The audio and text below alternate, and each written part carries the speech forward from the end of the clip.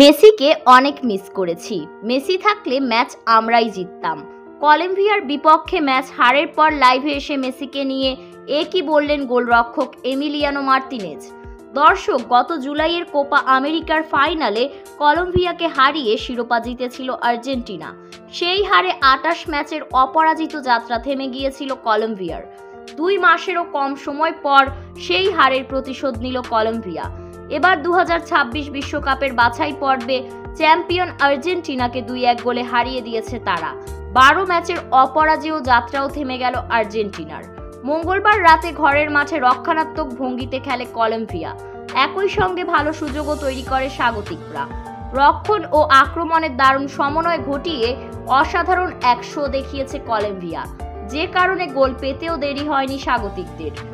এদিকে ম্যাচ হারের পর লাইভে এসে এমিলিয়ানো মার্তিনেজ বললেন, আজকের ম্যাচে মেসিকে অনেক মিস করেছি। মেসির জন্যই ম্যাচটা হেরেছি। মেসি থাকলে হয়তোবা আমরা ম্যাচটা জিততে পারতাম, কেননা মেসি থাকলে আমাদের সাহস থাকে এবং মেসি গোলও করত।